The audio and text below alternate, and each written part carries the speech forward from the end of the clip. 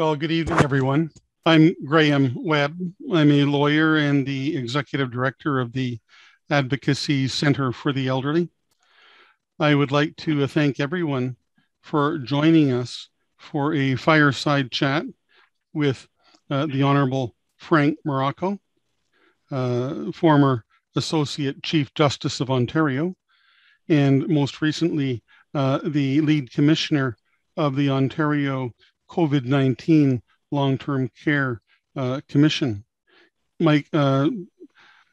Justice Morocco, he'll be known as Frank to our interviewer, Mike Wise, a journalist who will interview him in a fireside chat. We will also be presenting this evening a panel discussion on issues of equity, diversity, and inclusion with our staff lawyer, institutional advocate, Jane Meadis, lawyer Susan Fraser of Fraser Advocacy, and Dee Tripp, the executive director of the Ontario Association of Residents' Councils for Long-Term Care Homes. This session is accredited for 1 hour and 15 minutes of EDI educational credits by the Law Society of Ontario. We do have an agenda for this evening. Following my remarks and land acknowledgement, our board chair of the Advocacy Center for the Elderly will introduce the Honorable Charles Harnick, the board chair of Legal Aid Ontario, who will bring greetings on behalf of Legal Aid Ontario. We will then have our fireside chat between Mike Wise and Justice Frank Morocco for about 45 minutes until approximately 8 p.m. We will then follow with a discussion panel on equity, diversity, and inclusion issues with our three panelists until about 8:30 p.m. And then at 8:30 p.m., more or less, we'd like to begin a moderated question and answer period ending at 9 o'clock. On behalf of the Advocacy Center for the Elderly, I would like first to commemorate the Indigenous Peoples' ancestral kinship to this land and the fact that they have not and cannot be erased from her. We acknowledge that we, in the Greater Toronto Area, including our offices in Midtown Toronto, lie on the traditional territory of many First Nations, including the Mississaugas of the Credit, the Anishinaabe, the Chippewa, the Haudenosaunee, and the Wendat peoples. We also acknowledge that the City of Toronto is included under Treaty 13, signed with the Mississaugas of the Credit, and the Williams Treaties, signed with multiple Mississauga and Chippewa nations. And Canada is also home to many other diverse First Nations, Inuit, and Métis people. With that, I would ask the Susan Bryson, a lawyer and the chair of the board of directors of the Advocacy Center for the Elderly, to please join us. Thank you, Graham. Good evening. On behalf of the board and the Advocacy Center for the Elderly, welcome to this special lecture on Ontario's Long-Term Care COVID-19 Commission report. The last time I checked, we had almost 400 registrants for this webinar, so thank you all for attending. The COVID-19 Commission was established to review the spread of COVID-19 in long-term care homes. The pandemic brought to light problems in the homes that should have been fixed a long time ago. The report of the Canadian Armed Forces in May of 2020 first brought into focus the devastating impacts of the COVID-19 crisis in long-term care homes. With this impetus, the Commission was established and fulfilled its mandate to provide focused advice to the government, not only about managing COVID-19 in the homes, but also about addressing long-standing challenges in the long-term care sector. We will hear from Justice Morocco, the Commission Chair, and our panelists about the critical issues that were brought forward during the Commission's investigation and in its report. First, however, we're honored to have with us Charles Harnick, who has been board chair of Legal Aid Ontario from 2019 to the present. Legal Aid Ontario is the funder of Ontario legal aid clinics, such as the Advocacy Centre for the Elderly. Charles Harnick is a mediator, arbitrator, and investigator with ADR Chambers. He is also a principal at Council Public Affairs and the senior adjudicative officer of the General Insurance Ombuds Service. He served as Attorney General of Ontario from 1995 to 1999 and is Minister responsible for Native Nations Affairs. He is responsible for the creation of Legal Aid Ontario and the Ontario Mandatory Mediation Program. He was an elected member of the Ontario Legislature from 1990 to 1999. He was instrumental as a mediator in bringing the major legal organizations in Ontario together with paralegal organizations, culminating in legislation that has made the Law Society of Ontario the regulator of paralegal activities. Charles Harnick was appointed a Queen's Counsel in 1992, and in 2005, he was awarded the Law Society Medal. Thank you very much for the very kind introduction and for inviting me to provide some remarks in advance of tonight's lecture by the Honorable Justice Frank Morocco. Tonight's lecture is very important and it's very timely, highlighting Ontario's long-term care COVID-19 Commission's investigation into the COVID-19 crisis in long-term care homes and recommendations for change. I am very pleased to recognize the important work of the Advocacy Centre for the Elderly in the area of long-term care. You provide extensive legal advice and representation to callers and clients on long-term care matters. Six of the lawyers, or two of your six staff lawyers are institutional advocates dedicated specifically to this work. You regularly participate in long-term care related reform activities, and the Advocacy Centre has recently made submissions on a consultation by the Ministry of Long-Term Care on legislative changes pursuant to the Long-Term Care Homes Act. ACE, the Advocacy Centre for the Elderly, also took part in the recent Long-Term Care COVID-19 Commission. The Advocacy Centre is a specialty clinic that focuses specifically on providing services to and advancing the rights of low-income seniors. It is an important part of the fabric of community legal clinics, which include general service, geographic clinics, as well as specialty and ethno-linguistic clinics. Community legal clinics provide a range of services to low-income people and disadvantaged communities across Ontario as part of our mandate to provide services that promote access to justice in Ontario. The Legal Aid Services Act 2020 was recently proclaimed into force on October 18, 2021. Legal Aid Ontario worked closely with community legal clinics to prepare for the new legislation, and we are pleased to continue our important work together going forward for the benefit of low-income Ontarians.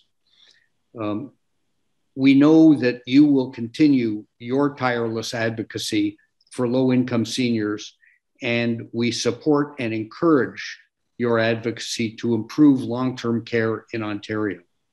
Thank you again for the opportunity to welcome, to be here tonight at tonight's special lecture. And it is an honor for me to have been asked and to represent Legal Aid Ontario. I know the evening will be informative and engaging. So thank you. Thank you so much, Charles, for your kind words and especially for your attendance tonight. and also for your tireless work over the past weeks and months and more than a year on the implementation of the Legal Aid Services Act 2020.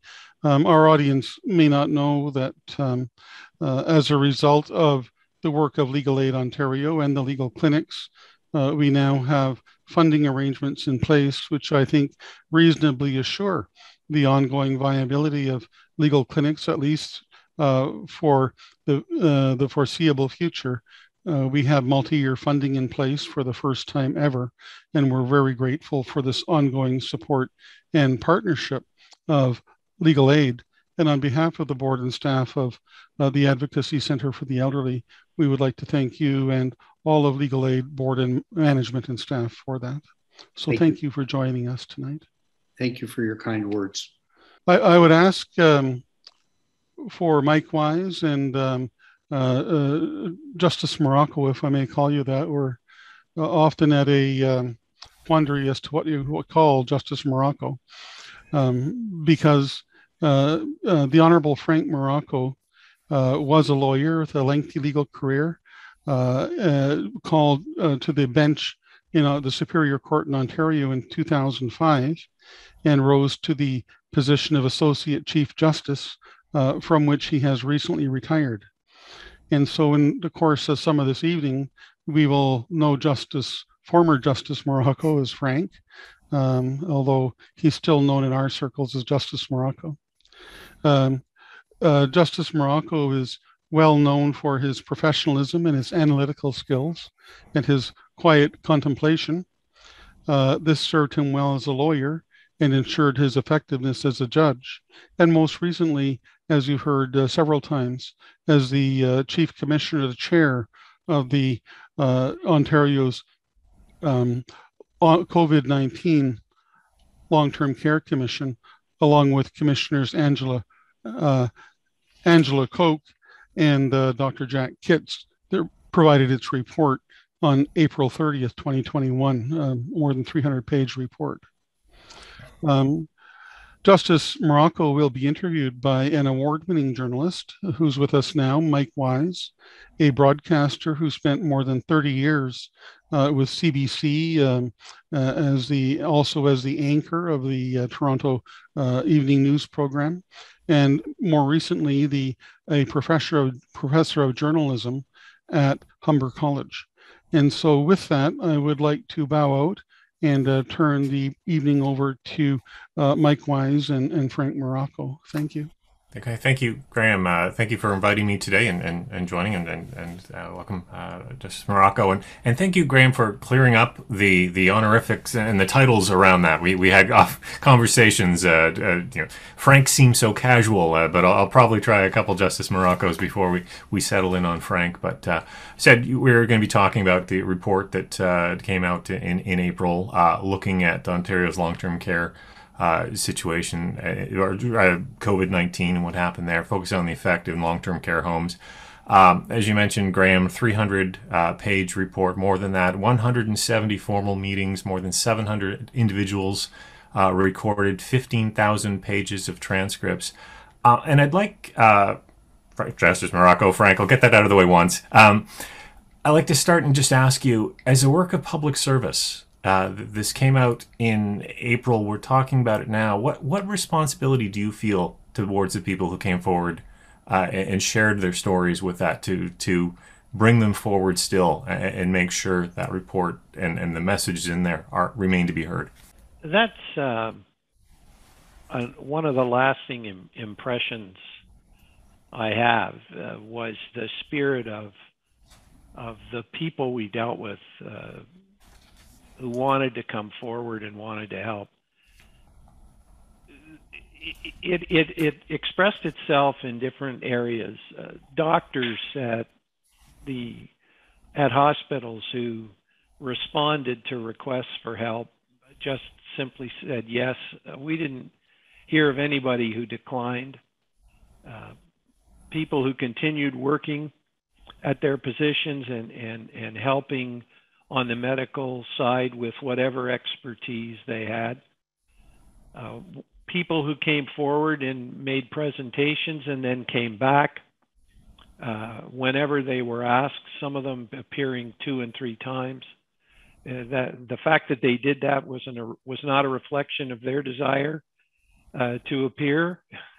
It was a reflection of their desire to help in any way they could in dealing with the COVID problem. And COVID-19, as it related to long-term care, was one way in which they could do that. The people with expertise, financial expertise, insurance expertise, and I mention them because they're kind of areas you don't think of. There was just a remarkable spirit of volunteerism, and we were the beneficiaries of it. Okay. Now, the report makes 85 recommendations. I got there. We'll focus on 3 of them, maybe come back to talk about insurance and what you heard from the insurers a little bit later, focusing in on many of that. But I want to ask you what challenges there were in whittling down, given the scope of what you heard about, even just coming up with 85 recommendations and not 185, or how does the commission work to make sure you get an accurate representation of advice going forward? Well, primarily through investigation, but after a while you get a sense of what long-term care looks like. Inspections, facilities, and the like. Mm-hmm. And you start to focus on those items.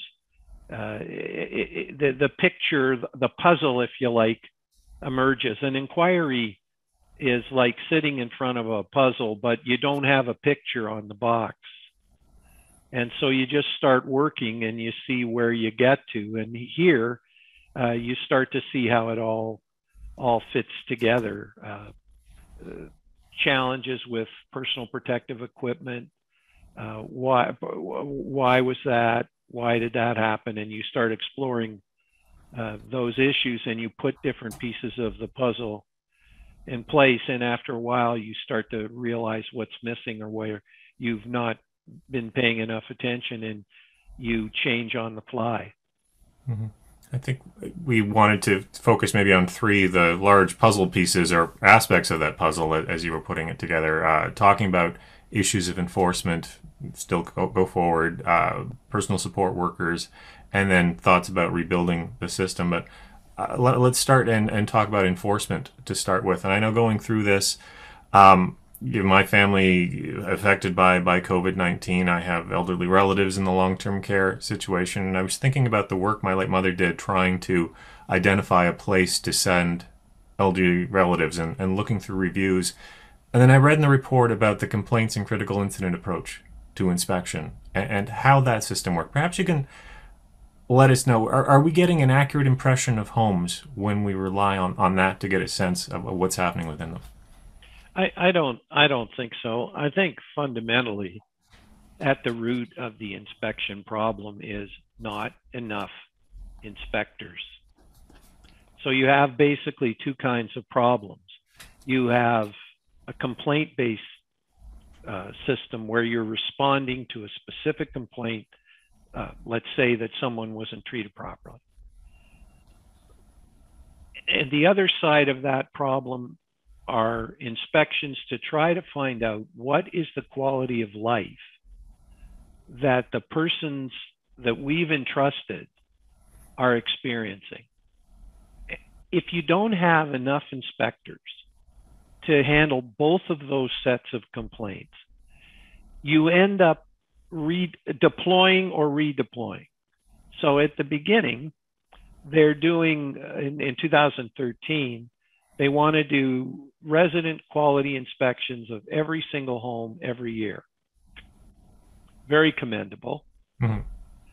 But there's a buildup then of specific complaints. They're not being responded to. And so when that becomes an issue, resources are shifted away from resident quality inspections to complaint-based inspections. But there's a price to that. There's a price to both. You say it really puts the onus on families to know the system to know that that's not right. What I'm seeing happening to my elderly relative is not right. I need to go through and it really puts the onus on them to bring it forward. Is that? Well, first of all, Mike, your question assumes that there is a relative. There are people there that are alone. 70% of the people there suffer from some form of dementia. So the ability to bring forward, the ability to complain cannot be assumed.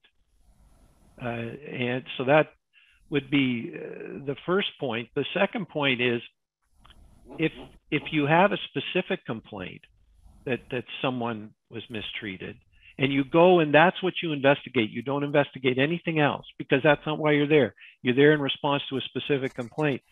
Then the fact that they don't have anybody there who's knowledgeable in infection prevention and control practices will never come to your attention until you have something like this. With that, we'll talk about the need for more inspections. Can we address, do homes know if an inspection is coming? Well, according to the statute, you're not supposed to know. And when we had our presentation from the ministry, I asked them if these inspections, I asked them that question, Mike, and they said, no, nobody knows. We met with personal support workers, nurses, people who work there every day. And I guess just a suspicious personality, I asked them the same question. And they said, oh yeah, we always know when that's going to happen because we get instructions to spruce up the place. Staff, there's more part-time staff. Management appear on the floors more. And they said, no, shortly after that happens, the inspector shows up. So I think it's pretty clear that they do know the inspections are coming. Maybe not in every single home, but that was the response of the people who actually work there. So there's commitment to bring on training of new inspectors to help address this. Do we have to ensure more surprise inspections to go with? You get more inspectors out there as well. Do they have to be able to show up and just check in to check for IPAC protocols and things? Well, first, they absolutely do need to do that. They also need to be able to access the results of other inspections. For example, the Ministry of Labor inspects where there's a complaint about workplace safety. That information needs to be, all of the information from all of the inspections need to be on a OneDrive somewhere where a person going to a specific residence can look at the file and see what all of the inspections have revealed to date. So we need that kind of integration. And then there's information that's collected by, for example, CIHI, and that information is quite extensive. It needs to be available to the inspectors where they feel it's appropriate. And the same thing with information collected by the Ministry of Health that's specific to the various homes and what's going on. Right now, or at least as from the Commission's perspective, this is a very siloed environment, and it's not helpful. Wanted to talk about how we can ensure accountability through a home's insurer. It's something the report talks about. You mentioned people in the insurance industry providing something. How could that work? Well, it starts with the basic proposition that they have no desire to experience claims, and they provide insurance in part to directors and officers and so on, as well as other types of coverage. They seem to be a logical ally in any attempt to create a safe working environment. And they have the advantage, twofold. One, they have resources. And two, they have to agree to insure you or you've got a problem. And there is a problem in the industry, as it was explained to us, with insurers who are withdrawing. I don't think it's a solution to all the problems, but it's an ally, and it's somebody that you should explore, that should be explored. They came, they presented, and they said they want to help. And your report talks about the problem of there not being repercussions for noncompliance. You know, inspection comes, it finds something. Is there ever follow-up? Is there ever repercussions if something happens? There was clearly a practice of not imposing, of not vigorous enough enforcement. I came away with that impression. I think all of us did. It's a difficult argument to accept. You know, on the one hand, Mike, they say, well, you know, you're dealing with a shortage. There's a waiting list of 38,000, and so that may that may inhibit enforcement because, well, what are you going to do? But what you can do is what goes on in any franchising arrangement. They'll take your franchise away and give it to somebody else. Well, if they do that, if, for example, they don't take it away, they just put in a manager and they say, you can't manage this, you've too many infractions, we're putting in a manager and we're going to pay the money that we would have paid to you, to the manager. If you're the licensee who has that happen, you'll have to go and make some explanations to your board of directors and your investors, and I suspect you won't be employed very long. So there are weapons available, but for some reason, and we never did really care too much about what the reason was, there was just simply not vigorous enough enforcement of the act and the regulations, or in the face of violations. Now, since the reports come out, just a few weeks ago, we had the Providing More Cares, Protecting Seniors and Building More Beds Act 2021, moving forward some things. I don't know to what degree you've had a chance to review that. Is there anything in there that you I didn't can comment on in terms of addressing the enforcement aspect? I didn't conduct a review that I expect the Advocacy Center has done, but I did look at it, and I did notice that there are attempts in there to expand and respond to some criticisms, and I was very encouraged by that. But there are aspects of the report that have yet to be addressed, and need to be. Specifically, there's a bricks and mortar problem that's enormously significant. The information we had was that by 2041, the province will need to increase the number of beds. But when I say beds, I mean places and a bed, everything that goes with it. Places by between 95,000 and 115,000 to account for the bulge in the population. Mm-hmm. In addition, you have a waiting list of 35 to 40,000, depending upon how you look at it. And then you have, as I sit here, another 30,000 beds that have to be refurbished. Well, that's 160,000 places over 20 years. That's 8,000 a year. That has not been addressed yet. And if it's not addressed, then I just simply don't know where you will put the people. Yeah, I don't know what you will do. It's not everybody who's going to end up there, but a whole lot of us are going to end up reaching a stage where we can't look after ourselves, and we may end up in long-term care. That's the second of the puzzle pieces we can talk about, the building back. And it's the journalist in me that saw numbers like 115,000 beds by 2041. That's the tail end of the baby boom. and the Gen Xers are at 71, 81, trying to get a sense of where that bump is coming through the system. But 115,000 new beds is like Thunder Bay. We start getting at 100. We are talking about cities that size of new capacity that will be needed for this if we want that. It's not addressed in this legislation now. You're wanting to see that. Can we have any hope of getting there with the status quo approach?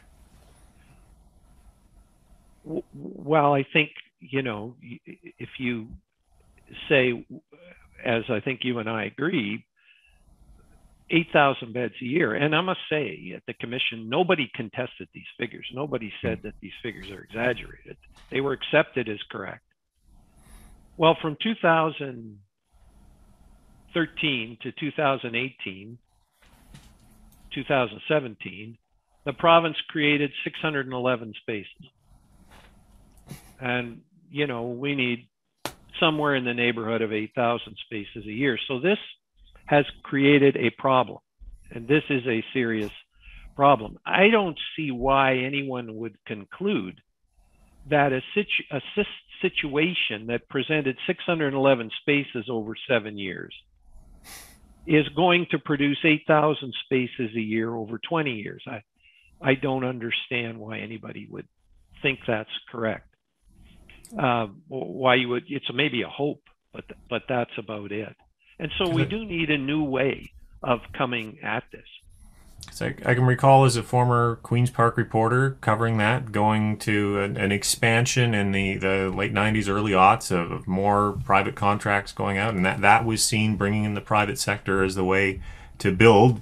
Not happened, as you say, in those figures there.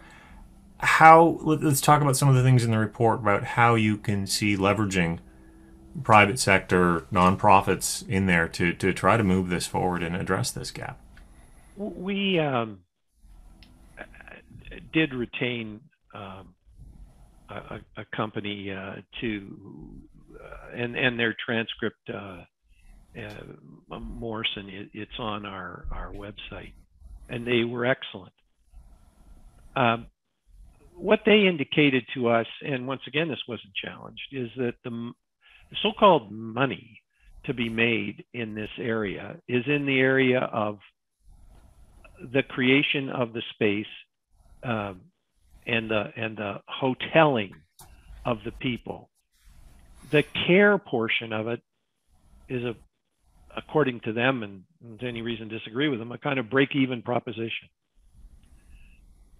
So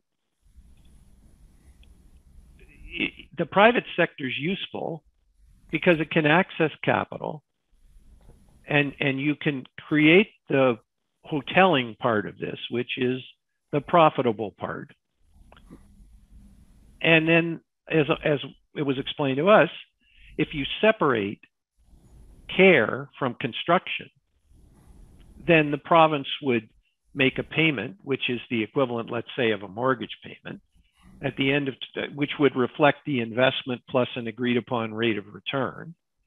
Once that money's been paid over how many years, 20, 25 years, however you did that, then the building and everything belongs to the province, belongs to the people. But the care part of it requires somebody that's purpose-driven or mission-driven. It requires someone who's doing that because they feel it as a vocation.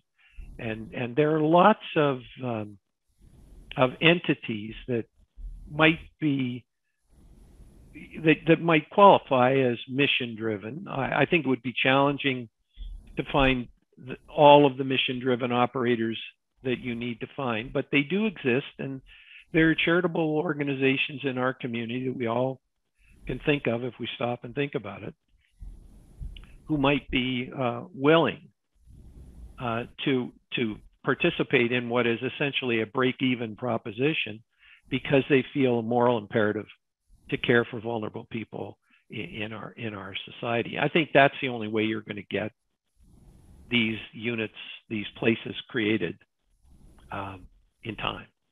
So we've seen that. I don't know if P3 is the word to use with that, but the Brampton Civic, the William Osler Hospital, built by a private sector, turned over to the public sector to run. I believe the Humber River regional hospital, the Humber I Hospital? believe that was the same. And there's a courthouse going up on Armory Street. The people building the courthouse are not going to run it. Mm-hmm. They're creating it, and they've created a commercial proposition for themselves. Now they've created, but the government and those individuals have created a commercial proposition where it makes sense for them to do that. I think you apply the same principle long-term care, and the government still has to pay, but it pays year by year to use the facility, and I have posited that they need those facilities, otherwise we're going to have a problem. So it seemed to me to be a logical way to go about it. Like, if you build it, they will come. You get the flood out. You have access the private capital to build these. But it comes back to your problem about whether we can find enough corporations, nonprofits with that moral care thing to run it, or we'll be turning these over to other private operators coming in, or is there a mix of everything? What does 2041 look like? I don't see why you would ask a profit-driven entity to operate the facility, because it's essentially, according to what we were told, a break-even situation. So why, if you're in business to make a profit, would you want to do something that doesn't make a profit? No, but you need to dive into the charitable section, the caring section of our society, and there are people who care.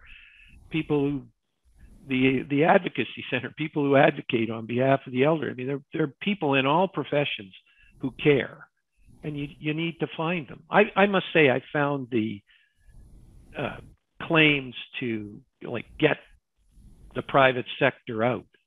I could understand, based on what I was hearing, why people felt that way.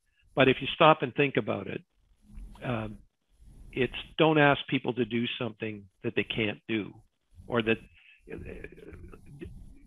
put the right people in the right place, and they'll perform according to the expertise that they have, and you'll get somewhere. So I think there's a role, because we need to construct the places.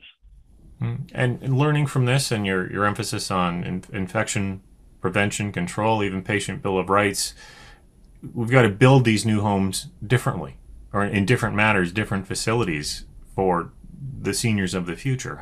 What will these new homes have to be and function as to prevent COVID-26, COVID-29 in the future? People who studied it and made presentations to us indicated that those facilities that were more community oriented and as opposed to institutionalized fared better during the pandemic. And I think if you want to visualize it, if the long-term care center is a hallway with rooms off it, that looks to me like an institution. But we saw places where they'd created community centers, and where the facility was broken up into smaller units, where the employees that worked in a particular unit were consistent, so they got to know the people that they were looking after. There was a greater emphasis on full-time people. And this created, interestingly enough, not only a better environment in terms of emotional and psychological involvement, but it's a healthier, there's evidence that it's a healthier environment physically. So I think, the challenge would be to find a way to create those kinds of environments. They do exist. The butterfly model, for example, out in Peel. It's not that they don't exist. They exist. You just have to be determined that you're going to create that kind of a reality within the financial constraint that you're operating in. Yeah. You touched briefly in that answer about the employment side of things. Perhaps something we can talk about in the remaining time we have here. The third puzzle there. The report talks about trying to get more full-time nurses, more full-time support staff. PSWs, personal support workers, is one area you address there as well. There aren't enough of them. COVID has shown that it was hard to keep them trained, and all sorts of challenges with that. How do we even begin to address a shortage of PSWs in the system? Well, I can back up a second from your question. We interviewed PSWs, nurses, we interviewed residents. We created kind of an oral history of this. And what I was struck by was the sense of care that the PSWs and the nurses exhibited. And I think that's important because it suggests to me that while it's a question of money to some extent, and evening out what PSWs are paid in long-term care with what they're paid in hospitals, I recognize that, and that's very real. But I think we need to also address the status and standing and importance of what, for example, PSWs do. 58% of the workers are PSWs. They are unregulated. We were told that, well, it's up to the nurses to supervise what they do. Privately, nurses told us it's impossible because there's so much work to do that as a practical matter, there's very little supervision. And I should say we conducted certain interviews on a confidential basis, and we respected that, and that material is gone, but we know what they told us. And so I think when you have a group of people who actually care about what they're doing, and where they're such a significant portion of the workforce, you want to have them regulated by an established regulator, first of all, for public protection purposes, because as I say, 70% of the people they're looking after have some form of dementia. But also because if you attach them to a significant regulator, then they have the ability to say, I'm a member of. And I hesitate to mention this because I'm sure it will cause a problem. But for example, if it was the College of Nurses, to be able to say, I am a member of, it enhances who you are. And I think if you make it more attractive and you add some respect in a real way, I think you get more people. I don't think it's just a question of money, although, the money's important. Is that one option to bring it under nursing, or do you try to set it up like another allied health, OT, PT, to try to create something with that? I don't want to single out a particular regulator. I was, as I guess Susan maybe knows, I was the head of the Law Society. I was the treasurer of the law. The lawyers call the treasurer the president. They call the president the treasurer for reasons that I perhaps shouldn't get into. But I know that somebody asking us to do more regulation than we were currently doing is asking something, and it's very contentious. So I don't want to single out a particular regulator, but they have stature and standing. And so if you can find a regulator like that, and you can become a member of that regulator, then you've got a vocation, you've got an important job. And I think that makes people want to do it. You've also got a shortage there as well. And is it possible to address a shortage and address the need for regulation and education standards at the same time? See, the shortage reinforces a need for regulation, I think, because these different homes are anxious to hire. And, you need somebody to say, you need some external validation. It's not that anyone would hire someone that wasn't appropriate. But you also have to factor in the fact that you're looking for people and that you've got a chronic staffing shortage. makes you more open to hiring a person who comes in and has some experience, let's say as a personal support worker. You need to know that there's a regulatory body that has given them the stamp of approval. I think you need to know that, and so the shortage, I think, just makes it more important, makes it more critical. As you mentioned, 58% of the staff there, key thing, and it's also a position very high representation, as the report says, of racialized immigrant women working in these roles, important sources of employment there as well. Is there a concern that educational requirements or certainly their skilled workers, could that impede the flow, or was there any concern that they might not be able to address the shortcomings? I don't. Nobody.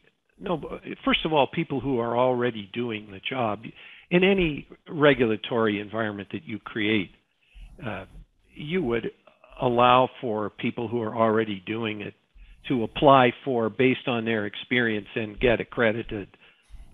You wouldn't force. I mean, that would be crazy to force everybody to go back to school. No. No, you wouldn't do that. So I don't think it would become a barrier. But it's an important. I take your point. I mean, it's an important thing to have in mind. The other thing it allows you to do if you regulate is have continuing education.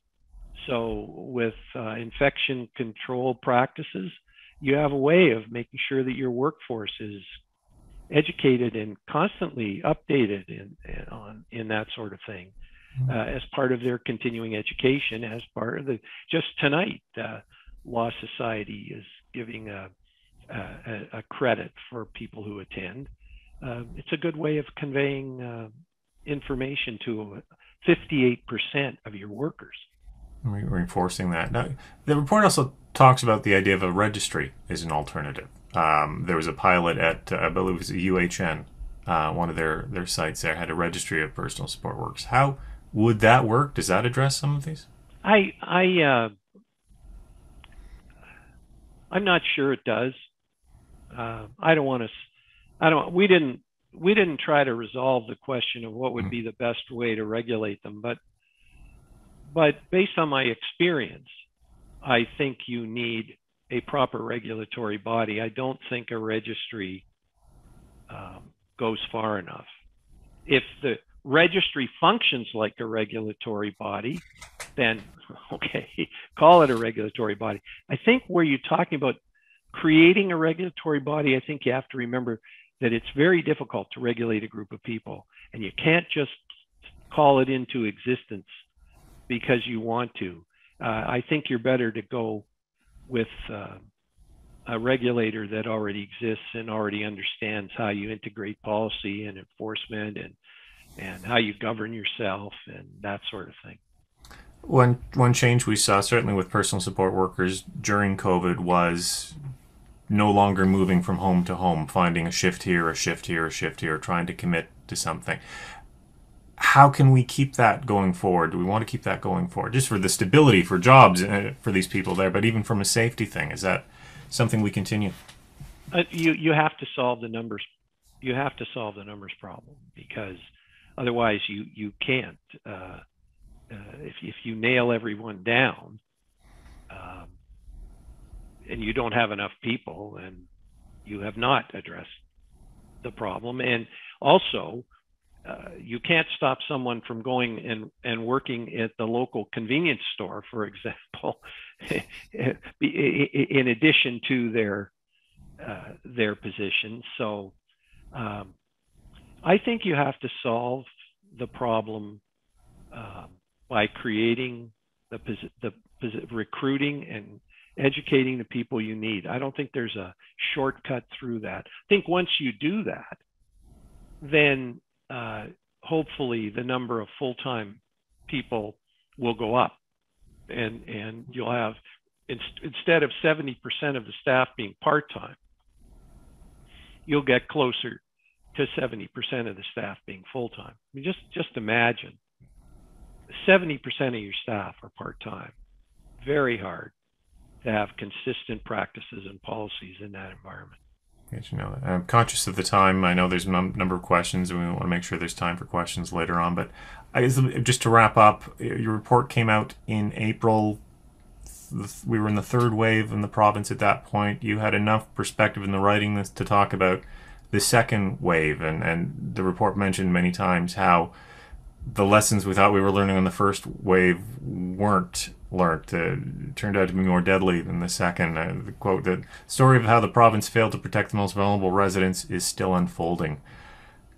We're hopefully, knock wood, nearing the end of that fourth wave. Has that story changed? Would you have had a different ending now with more time to looking at how changes were brought into the system?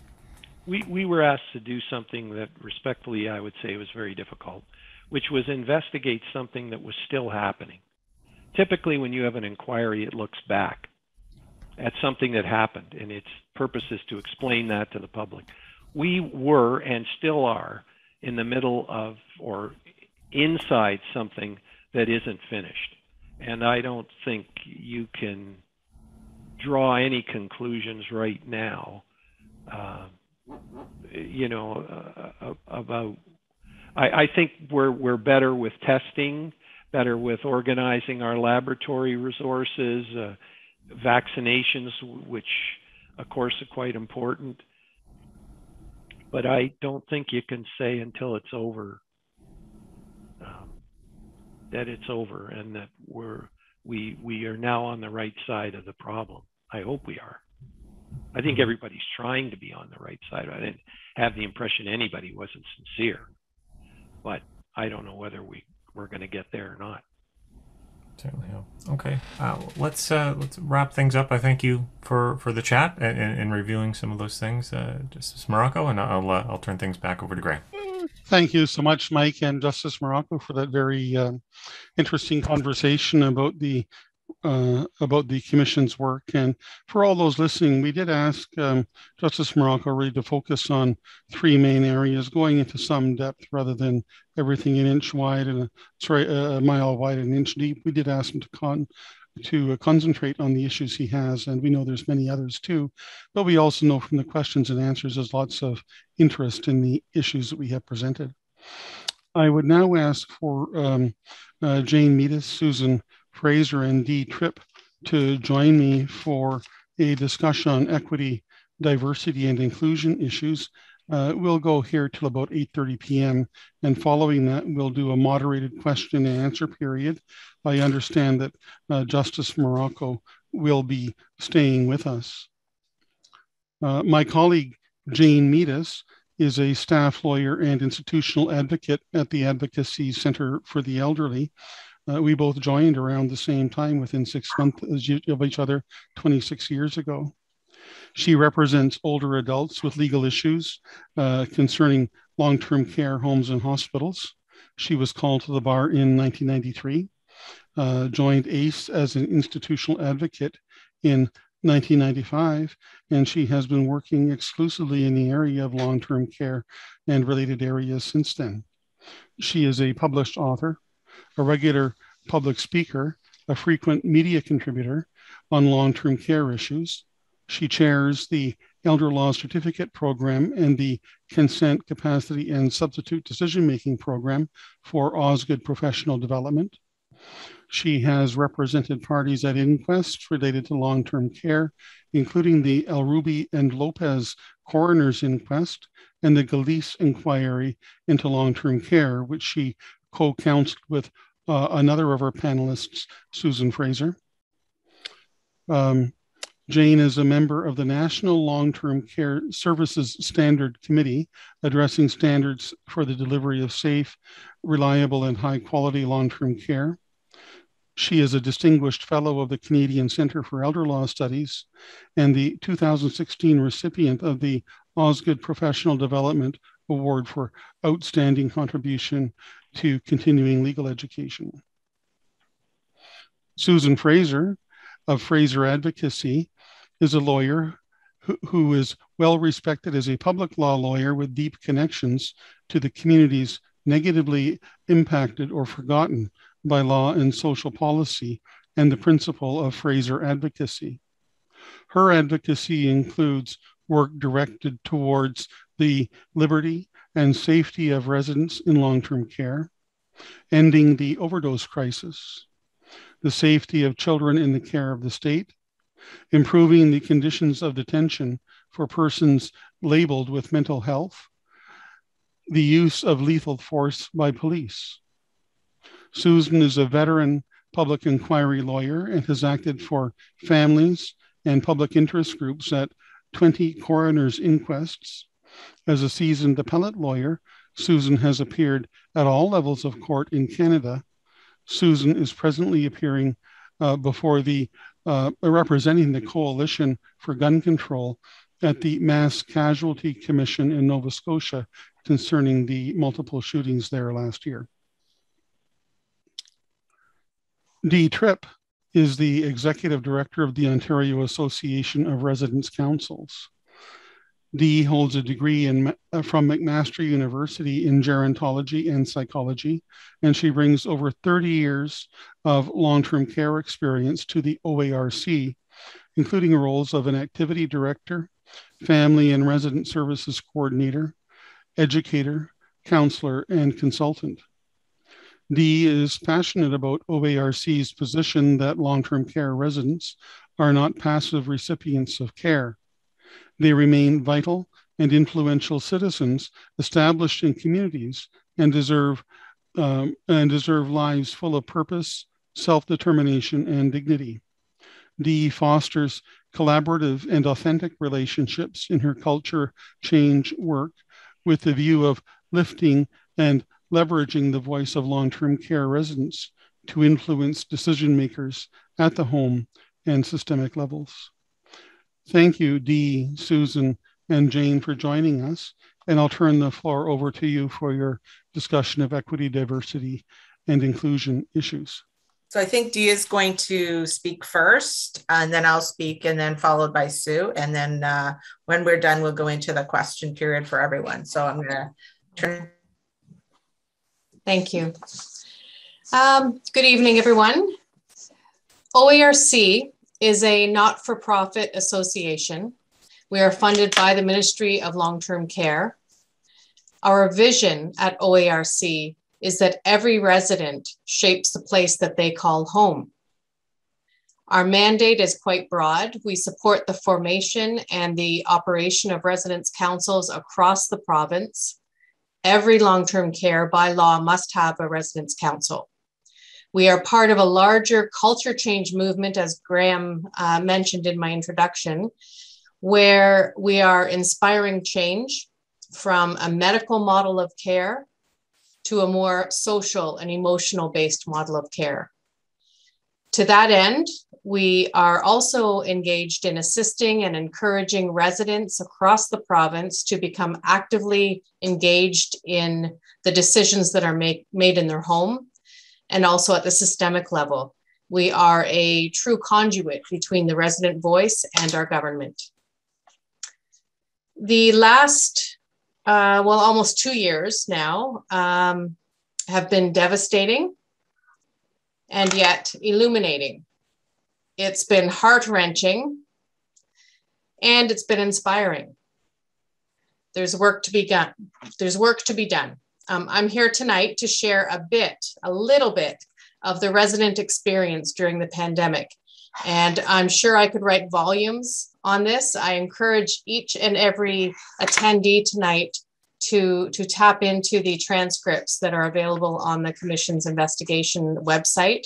You will read compelling and shaking experiences told by residents.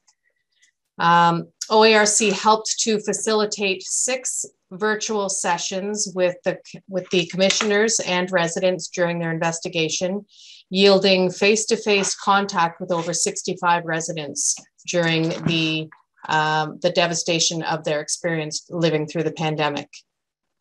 I'd like to start by telling a story. I'd like to introduce you to Mrs. Newman. Mrs. Newman is 89 years old. She's lived in her long-term care home for 10 years. She adores her team members, meaning PSWs and all of the care professionals around her. She's strong-willed, she's feisty, she's passionate, and she's determined. She is a leader of her residence council. She has very close connections with co-residents. She welcomes each and every new resident to her home, and she speaks with residents and family members regularly to find out about how they're doing, what they're excited about, what their challenges are, what their complaints are. And she even sits on several committees in her long-term care home. She sits on the hiring committee and the quality committee. She's a retired teacher. She's very connected to her community. She ventures out into the community, attending University of Toronto lectures at least twice a week. When she moved into long-term care about 10 years ago, she was very ill and she couldn't walk. Through a lot of hard work and patience and therapy, she learned to walk again, and she often walked to the corner plaza and frequently left her home to have visits with caregivers, with her children, with her grandchildren. She had picnics in the park. She loved going to synagogue and celebrating birthdays and anniversaries with her family. Her room in her long-term care home is full of paintings and pictures and keepsakes, everything with a very special meaning to her. Everything is precious. Everything in this world that is precious to her is in her room around her. Her home experienced a COVID outbreak early on in the pandemic. She was cohorted. She moved to a different part of the home with all new caregivers. She was given 2 hours notice that she would move. She was told that she could take the clothing that she needed for 5 days only, a few personal belongings, whatever could fit into a bin that was given to her. She was not permitted to bring her TV or her radio. She did have a laptop, so she brought that. She was moved into a room where all of the belongings of the woman who regularly occupied that room were covered in black garbage bags. The woman whose room she now occupied was diagnosed with COVID and moved to a different part of the room, of the home. There were no hooks, no hangers to hang her clothes on, and no pictures on the wall. Everything was foreign to her. She lived there inside those 4 walls for over 3 months. She didn't leave that room. She had no access to the outdoors. She had brand new team members delivering care. All were donned with full PPE. She saw no smiles for 3 months. She saw no smiles. She had no communication with her other residents. She didn't know what was happening in her home. She had next to no communication from management, and she often learned about what was going on in her home by speaking to PSWs who came into her room, who gave varying accounts of what was going on, or from her family members who heard from the media what might be going on in her home. She had no idea who survived, who had passed away. She saw her PSWs getting more and more tired. She talked to me at length about this. She told me how early on in the pandemic, she could see the fear in her care provider's eyes, in her PSW's eyes, and that gradually shifted to pure exhaustion that she read in their eyes. She had no physiotherapy, no exercise other than taking her walker and moving from one side of her room to the other, completely self-initiated. Day after day, week after week, she was all alone. She felt like giving up, so she told me. She told me that her only source of hope was the constant phone calls with her family and her engagements with OERC that kept her going.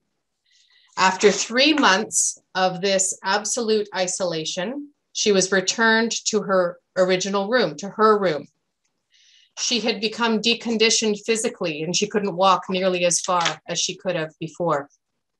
She learned that over a dozen of her friends had died. She saw that her co-residents were now in very poor condition. She told me that she saw the spark was gone from their eyes. She expressed that what she felt was that some of her residents didn't die of COVID, but they died from loneliness. She was to the point where she said to me, you know what? I'm willing to take the risk of contracting COVID. I need to hug my family. She told me the day that she was allowed to go outside into the courtyard to feel the sunshine on her face and the breath and breathe in some fresh air. She said it was like being in heaven because she hadn't breathed a breath of fresh air for over 3 months, and she hadn't felt the sunshine on her face for over 3 months.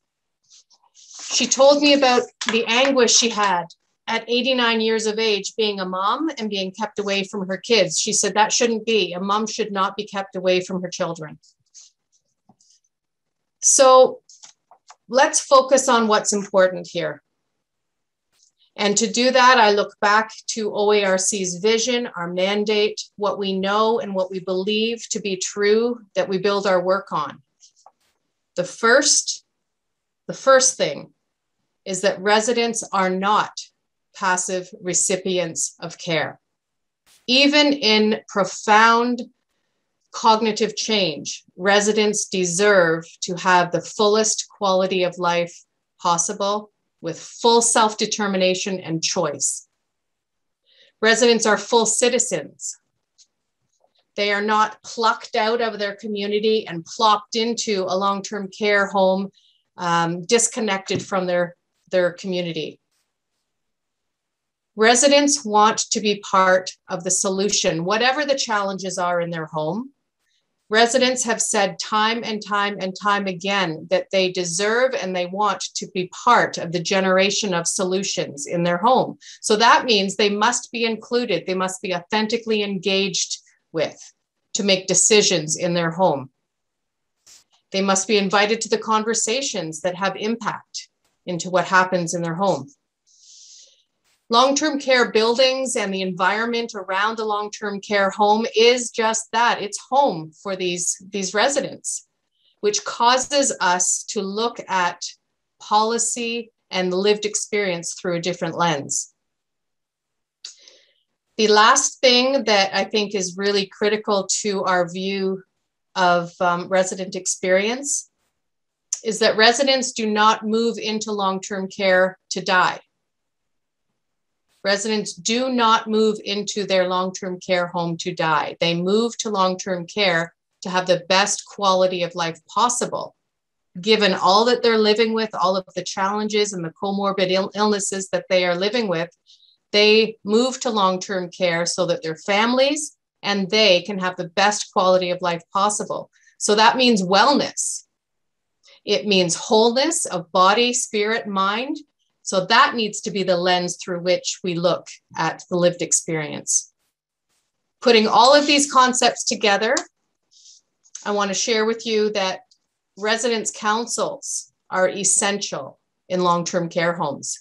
They're mandated, they're embedded in law, but they are often supported off the edge of someone's desk at the home level. And in many homes, residents' councils are viewed as tea socials or pleasant recreational activities amongst residents, rather than the dynamic, resident-centered quality improvement vehicle that they're intended to be. Residents' councils serve two functions. One is peer-to-peer support, resident to resident, only residents in a safe environment. And the other is to form consensus decisions and opinions and challenges and complaints to raise up to management so that there's that accountability between the resident consensus opinion and management. Challenges occurred during COVID because homes were able to layer on their own home-specific policies on top of what the Ministry of Long-Term Care and the Public Health Unit directed, which weakened the messaging from government and led to vastly different resident experiences across the province. Even across the street in the same town, residents were were reporting to us very, very different experiences. Challenges also occurred because in many homes, residence councils collapsed due to the lack of human resources available to facilitate some semblance of residence council functioning. And because residence councils were not deemed essential, time and attention and human resourcing was placed elsewhere. I will close with two sentiments that were expressed to us by residents. One, residents expressed that they felt as though they were being punished, as though they were being restricted for something that they didn't do, that they had no control over, and that they were being treated differently from citizens in their broader community around them.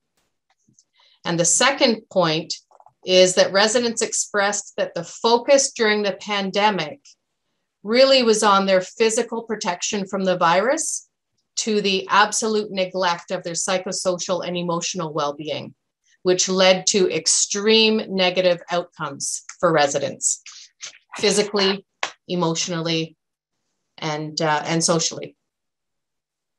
So with that, that gives you a glimpse of the resident experience. There are thousands of stories similar to Mrs. Newman, who I explained to you. I encourage you to read the transcripts. Thank you. Thank you, Dee. So I'm going to talk about this issue of the sort of the legal side of some of this. The issue of detention in long-term care homes and in other kinds of facilities, but specifically in long-term care, has been an issue that I've specifically been interested in, ACE has been interested in general. The Long-Term Care Homes Act actually doesn't have any authority at the present time to detain people. There is a section in there that was passed but never enacted, and appears in the new legislation as an amendment to a bill that hasn't even been passed yet. So that leads me to believe that they're not interested in passing it either. So all of those people who are being detained in general, and I'm not talking about COVID, are generally detained without any lawful authority. And that's a fundamental problem throughout the healthcare system when it comes to people who are older, people with disabilities, where they're detained in various settings, whether it be long-term care homes, retirement homes, group homes. They are very often detained without lawful authority, without any kind of access to rights or appeal processes. And Susan's going to talk about this in her part about, what the remedies are or are not. But this is, just a continual problem. It's contrary to our charter. We've brought it up many times to the ministry, and it's been ignored.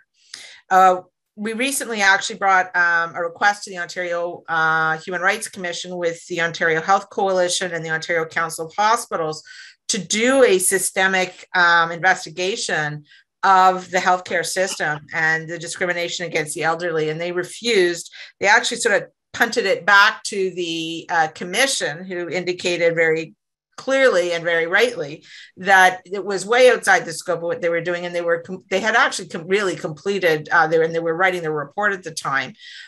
So it's unfortunate that we're really not getting any kind of traction on that. And this is a very serious issue, and I think we really saw it during COVID. So I'm going to bring you back to March 22nd of 2020. Which was the day that the lockdown in long-term care and retirement homes started. And on that day, 72,000 long-term care home residents and approximately 60,000 retirement home residents were detained in their homes, many in their room in, solitary or quasi-solitary confinement, with no end in sight. When it started, everyone thought, it would be a short period of time, and everyone was sort of willing to go the distance and, take one for the team. But as time went on, it was very clear that the only people that were suffering were those, or the people that were suffering the most were those in long-term care. It's clear, obviously, that long-term care has impacted long-term care residents more than anyone else. The COVID has impacted long-term care residents more than anyone else. The death toll in long-term care is reaching around 4,000 now. And it was clear that there did have to be some measures taken with respect to those residents. But it's our position that the actions of the government to restrict the liberty were unlawful, were overly broad, and without authority. They also did something kind of odd, which was they passed a regulation that brought retirement homes, which are tenancies, under the same directives as long-term care homes, which meant that landlords were now allowed to detain residents if they were older and lived in a retirement home, which, you know, was also terribly unfair. So we started with a series of directives, which really were what detained people in long-term care homes. And so these directives initially really didn't allow anyone out, didn't allow anyone in. You were allowed out perhaps for a medical appointment. We had many complaints at our office where people weren't being allowed out for medical appointments or were being put into quarantine when they came back, which was not the rule. It basically really shut down any kind of interaction with the outside world for many people. And as Dee indicated, many people, you know, aren't competent, you know, really rely on family members and as they're being their eyes and ears for them and for the other residents who may have no one. And so this created a system where people were detained without any rights, without any right to challenge, and for a very long period of time. In June, there was some lifting of the restrictions in retirement homes, although many retirement homes continued to refuse to allow people out of those homes, even though the government had said that they could go out, or the chief medical officer of health had said that. It wasn't really until October that there was some semblance of permission for residents to go out in long-term care homes. And even that was, it was given and then it was taken away. So initially they were told they could go out, you know, if they wanted, and then they were told, well, it would be up to the home, and it was up to, you know, the home could decide. And of course, many homes just refused to allow people to go out. So this continued on with various different things going on that really were very different for those residents. They couldn't go to the corner store. They couldn't go to Shoppers Drug Mart. Many residents weren't allowed out the front door. As I know, Mrs. Newman was not allowed out the front door, you know, and had no access to outside. And it really wasn't until I think it was April or May that they started to allow people maybe to go out for a walk, and there was some change.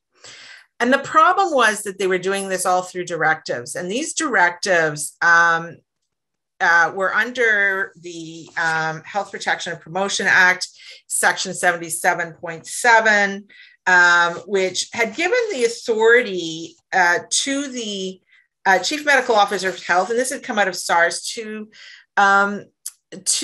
to give direction to health facilities about things like, you know, IPAC and that sort of thing.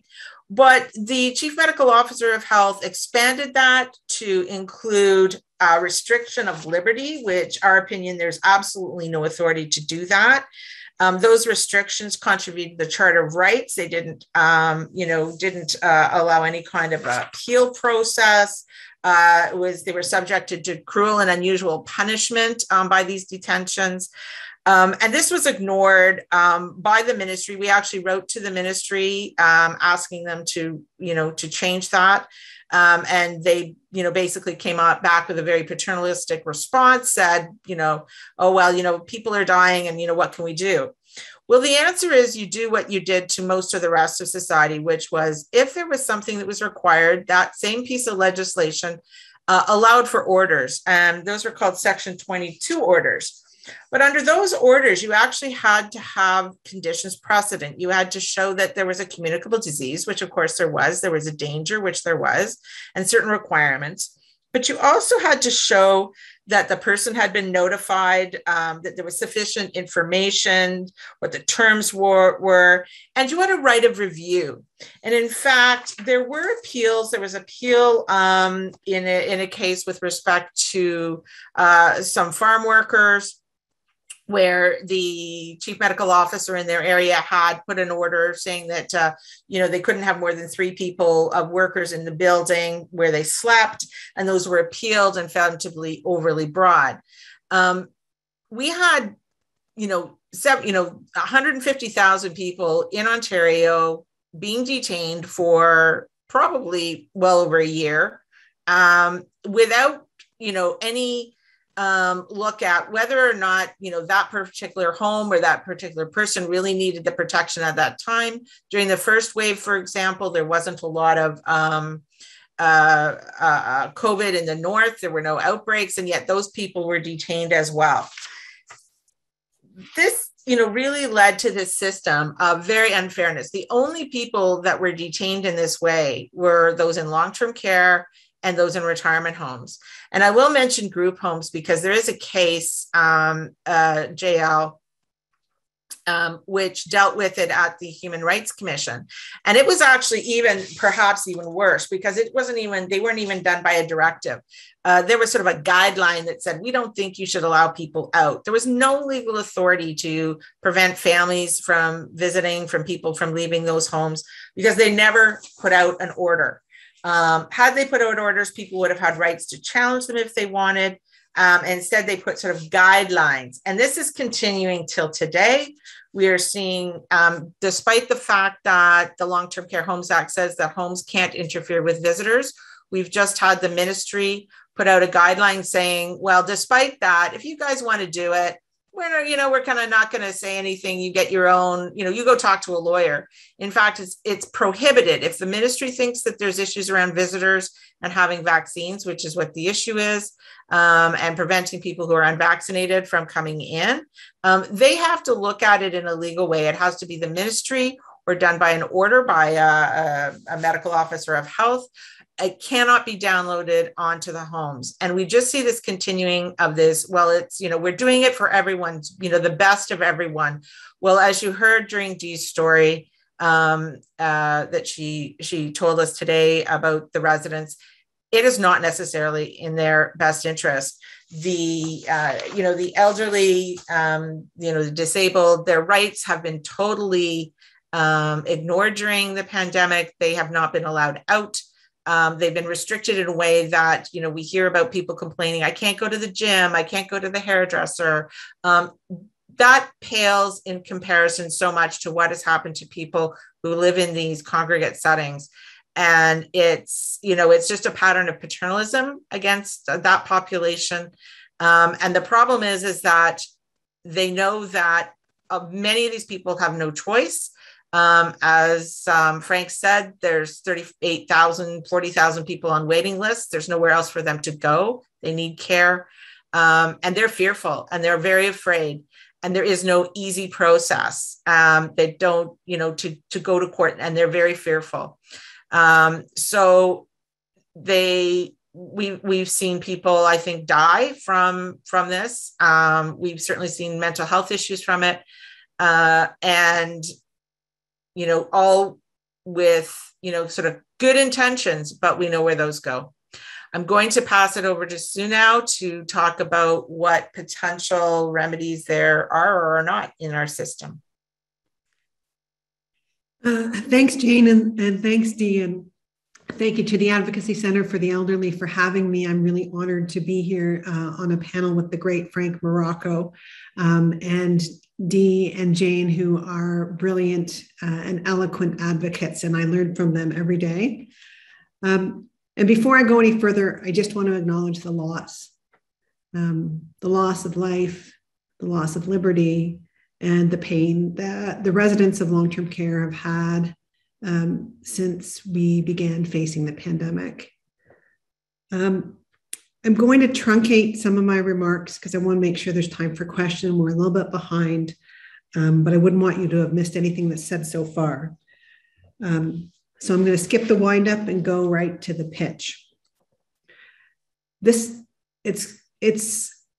an incredible loss of liberty and an incredible loss of life that, if you accept Jane's analysis, and I think you should, that the detention was illegal. If you listen to what Dee said about Mrs. Newman and all of the other residents, That's clearly a breach of the United Nations standard on the detention of prisoners, which requires that people get 1 hour outside a day, fresh air and exercise. So what happened? Where were the lawyers? Why didn't we stop this? What happened? The law can remedy injustice, and the law can be a tool for social change. So how is it that these detentions happened when the rest of the world was going back to bars and getting bikini waxes, that the residents were still in very, very onerous conditions of detention? For the law to be a tool for social change, there must be a person who comes before the court. In order for a person to be able to come before the court, that person needs to be able to access justice. Access to justice is essential to a functioning democracy because the judicial system represents the third branch of government. And when it's out of reach of certain populations, our democracy suffers. But to have access to justice, people need to be able to retain counsel or navigate a system themselves. They need to be able to get to the court, and they need the court to fairly adjudicate their issues. They must not be faced with discriminatory barriers in order to get to the courts. So when we look at this crisis and we look at this problem and we look at the 72,000 residents whose civil liberties were suspended by directive, we ask, how could they meaningfully access justice? There is a remedy for illegal detention. There is a remedy called the Great Writ of Habeas Corpus. It's an ancient remedy. It's an application to the court to determine whether detention is lawful or whether the conditions of detention are lawful. But there are barriers to accessing that. And that's the substance of my talk. Ableism and ageism, where people lack capacity and are judged for lacking capacity, present barriers to any person retaining counsel. The lack of independent advocacy within long-term care homes beyond the residence councils that we know were shut down means that residents don't have access to somebody who can help them initiate contact with a lawyer, contact with the courts. There were constraints on the person's natural advocates. The residents didn't have access to people, their friends, family, if they had them, who would normally help them pursue complaints. That was limited. The ministry complaint process certainly doesn't help them. It remains inaccessible. But think about if Mrs. Newman had wanted to call someone. Now, she was an exception, not the exception, but if you have met Mrs. Newman, you would know that if she had wanted to determine to bring a legal challenge, that she would have the wherewithal to make some calls. But think of the person trying to figure out where to go, feeling that something was wrong. And usually when you sense that something's wrong, it usually is. Trying to find a lawyer needs access to the internet. Most lawyers advertise online. Finding the right lawyer in a crisis is difficult. And there was a crisis unfolding in long-term care. How is the person going to retain a lawyer? Lawyers are not coming into the facilities to advertise their services in a pandemic. And even if the person was able to get somebody on the phone who didn't dismiss the person because of their situation or because of the pandemic, if the person doesn't have the ability to retain a lawyer privately, they might try to get legal aid for that. Legal aid has a threshold of $18,000 in financial eligibility, give or take. And legal aid might issue a 2-hour certificate for a lawyer to prepare an opinion. This is a complex legal and regulatory framework that has the intersection of the healthcare legislation, the Long-Term Care Homes Act, and public health framework, as well as a whole bureaucratic framework. It's a very complicated area of law. So there's no absolute funding for this type of application. But let's say the lawyer did prepare that 2-hour certificate or 2-hour opinion and was able to get legal aid funding for this complicated case. Remember also that the courts suspended themselves for a time, that all matters were adjourned before the courts, and the court only began hearing urgent matters. And so the person would have to convince the court that their matter should be heard. And then the bigger challenge at the time was, what was being challenged? How was it that the person was being detained? Now, the beauty of habeas corpus is that once it's filed, the burden goes to the state. But you can see that with all of these steps to actually getting in the courtroom present barriers to a person. There are many other, and I'm going to wind up because I know people want questions. So I'm just going to spend about a minute talking on all of the other complaint systems and how they too are out of reach. The patient ombudsman did get complaints about a number of issues. They have prepared 2 reports, but they don't enforce, they can't free anybody. The Human Rights Commission, it also could make an order, but the person would have to have access to that tribunal, which is notoriously delayed right now. Is there an oversight tribunal for the long-term care home system? There is not. The Consent and Capacity Board tribunal takes challenges to questions of capacity on consent to admission, but that's the end of their jurisdiction. Even the Consent and Capacity Board moved to telephone hearings and didn't actually see anybody's faces during the course of the pandemic, and opined on their detentions in psychiatric facilities. So as we move forward, and the question of where do we go from here and how can we provide access to justice to residents in long-term care, as we move forward with the digital transformation that we're seeing in the courts, we need to know that as our courts evolve to adapt and age, it cannot be forgotten that there are people who already have barriers to accessing the courts, and that we must find a way for people to be able to access the courts and lawyers when they need it, and when their liberties are most constrained, so that we can minimize the harm. Once a harm has happened, it's too late. So our focus also has to be on ensuring respect for rights and giving life to the residents' Bill of Rights, so that people don't actually have to make a complaint. Their rights are respected within long-term care. So thanks again for inviting me. Thank you. And I just would like to comment that part of the problem, as I sort of indicated, is that the residents are very fearful.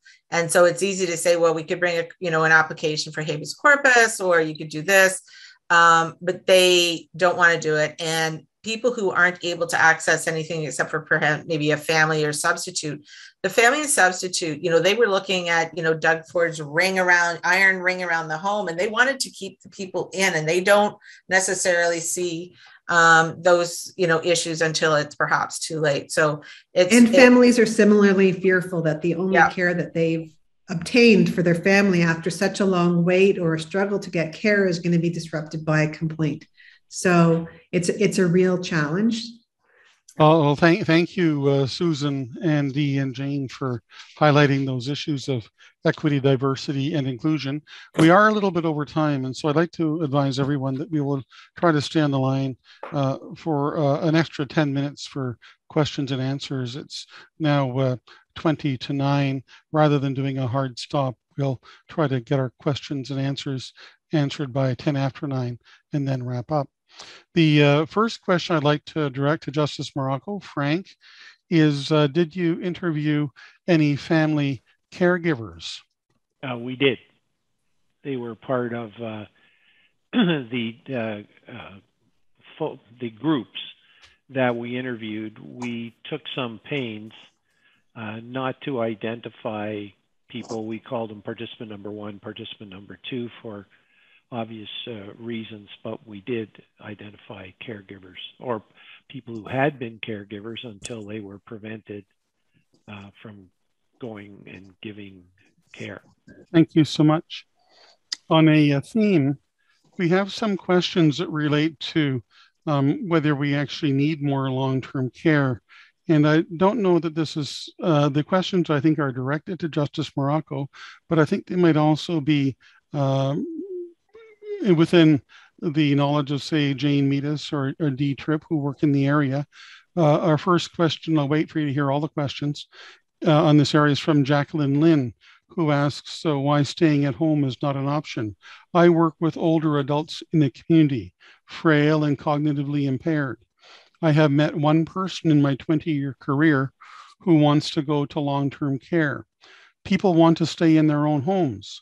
It's much less costly to put funding into increased community care. Why is this not an option? And if I can group that with another question from Christine Chan. According to the 2011 census, only 8% of Canadian seniors live in collective dwellings, including nursing homes, and 92% of seniors live in their own houses, buildings like you and me probably. Are we planning to increase this proportion by calling on for more nursing home places, beds, or are we planning to design home care better so some seniors can stay at home and get care there rather than to check into a nursing home? May I know your view of what is the goal? And I think on the similar theme again from Christine Chan, the Long-Term Care Commission report recommends develop and implement a comprehensive human resources strategy that addresses the full range of staffing issues in long-term care sector.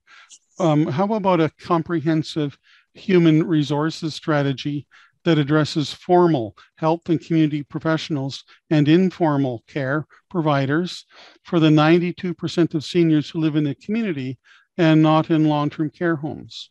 I keep wondering how we are going to look after the majority of seniors who live in the community and not in long-term care homes. And so I wonder if I could turn first to Frank, Justice Morocco, if you have any comments you could make with respect to the, do we really need more long-term care homes? What's the goal and how does it relate to community-based care, if you have any comments on those issues? The evidence or the information we had was that of the 38,000 people on the waiting list, about 20% would be able to continue to get along at home if those kinds of supports were available. That leaves 30,000 on the list. But it suggests that perhaps it won't be possible for people to stay home. I don't think there's anybody who would, well, I won't say that, but I don't think many people would prefer to leave their home at an age of 85 or more to live in a new environment if they could avoid it. I don't know. Maybe I shouldn't speculate on that. Maybe universalizing.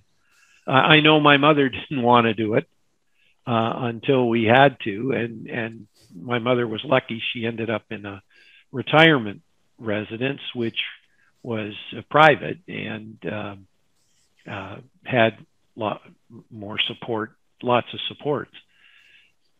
So I question the suggestion that really a lot more people will be able to function at home. I'm not sure that's correct. The figures that I quoted came from the Financial Accountability Office, and their transcripts on the website, as is their presentation. And that's where those numbers came from, and that's where you get to 8,000 places a year. So that was their position, and it wasn't challenged. So I think those numbers are legitimate. I don't think it's a matter of creating a more pressure on people to leave their homes. I think they were describing a reality that's going to present itself regardless, relentlessly going to present itself. Dee, do you have any thoughts or comments on the general struggle between the need for resources in long-term care as opposed to community care? I don't know if you do or not, but. Well, thank you, Graham. I think that if we look at long-term care in isolation, that's the wrong way to look at healthcare. There needs to be increased resourcing and an interplay between home care, acute care, and long-term care. Long-term care cannot be seen in isolation on people's healthcare journey. I can say that in 32 years, I have only met one person ever who has said that they wanted to move into long-term care, but I have met hundreds and hundreds and hundreds of residents who have stabilized, recovered some sense of better health, who were socially isolated and became socially engaged, who enjoyed a better quality of life. And I've met many, many family members with residents with whom their dynamic improved. Because when you're a family member caring for a loved one in the most intimate, personal fashion, it changes the dynamic of your relationship. And so long-term care offers, when healthcare and long-term care living experience is done beautifully, it offers a reprieve for caregivers who are living with caregiver burden, and it returns the dynamic to one of father, daughter, husband, wife, and there's recovery involved there too. And I'm gonna, Graham, if I could just interrupt for a second, I completely agree with Dee that you need to have an integrated system. People need to be able to pass through the various phases of their life in the community in an orderly way. And we don't have that, and that's in our report. We don't have that. We have silos. Mm-hmm. And this is not helpful in the long run. It's something that needs to be dealt with. In the eastern part of Toronto, where they do have, for example, an Ontario Health team, they were better able to respond. They were better able to mobilize resources. We absolutely, an integrated approach is fundamental, I think. Jane, do you have any comments on the home care versus? I could make lots of comments, but I think I'll let us go to the next question. Okay. Can I just jump on it on an exclusionary, on a discrimination just point, that we do have some issues in terms of the middle. Like if you wanted to have a group home and have your friends come, I age with all my law school friends, and the four of us girls want to get our own place and have support come to us. We have some zoning challenges across the province. And that's not just for people who want a higher level of care. It's also for people who are diagnosed with psychiatric illnesses and group homes. There's a real bias against having any kind of group care in our neighborhoods. And so, we have to sort of look within, in my view, to say, what do we want our communities to look like? And if you want to have all your elderly people and your persons who, residents in long-term care, people who need a higher level of support, and put them over here in a building that looks a lot like an institution, your neighborhoods are going to suffer. That's just me jumping in on this point of we need to look at what we permit in our neighborhoods. Yeah, and I guess, I agree with all of that. I'm going to jump in. So, we definitely need more supportive housing and home care 100% to prevent it. But we also have to make long-term care homes part of our community. Right now, they're not, unless you have a family member, you don't go there. And so we need to make them part of our community. And we also need to, I think the big problem is that everyone looks at them as Dee started saying, it's a place to go to die. It's a horrible place. You don't want to go there. And we have to change that. We have to make, my daughter went off to residence last year. It was like the best thing. She was going to go and live in this congregate setting and have lots of friends. Why can't we make long-term care like that? I am not a panelist, but I am a lawyer with 26 years of elder law experience and personal experience that I would like to share with you concerning my late mother, the late Willow Webb, who died a month short of 99 years last summer. When my mother was 89 years old, living in Winnipeg, Manitoba, she felt some pressure to leave her apartment and go to a personal care home, which is the equivalent of a long-term care home. So she put on her shoes and jacket and went with me, and we toured the entire city to see different personal care homes for a week. We visited these homes and all other types of accommodation. And at the end of the week, the last home told her, Mrs. Webb, don't apply yet. They won't take your application because you don't yet have any care needs to be met. Fast forward, my mother was 96 years of age. She landed up in hospital. And at that point, she made her own decision to go to a long-term care home. If you've been in the field forever and you've never seen anybody who wanted to go, you never met my mother, because she realized she could no longer thrive at home, and she decided to go. She chose her home. And when she went to her home, it was her home. She felt in control of her life. And an important part of that was she was the decision maker. It was her own decision. We had always hoped that our mother would never have to go to a home, that when God called her, she would die peacefully in her own bed, in her sleep. She did. She died peacefully at home in her own bed, receiving around-the-clock care from the personal home care staff and with her living children at her side. It was a better death than we could have ever hoped for, and it was far better than anything she could have had outside of a personal care home. So I think that we do need a culture change in viewing how we view long-term care homes. We really do need to view them as homes. And it's not only making them homes, it's making sure the people who occupy them not only feel in control of their own lives, but they do actually have command and control of their own lives. That is the culture change we need. I'd like to carry on with the questions.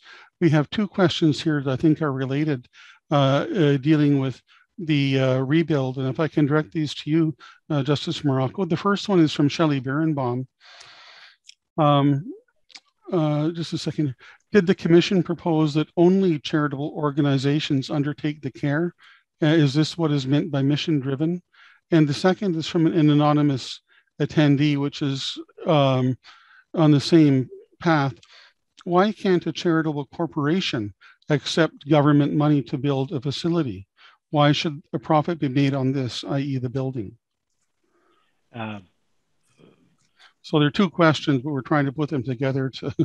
No, I think I get it. We were very clear in the report, I think, that we had to look at the purpose of the corporation that was going to provide care. It didn't make it. We very clearly, I think, took the position it doesn't matter whether it's profit or for profit. The question is, are they purpose or mission driven to provide the care?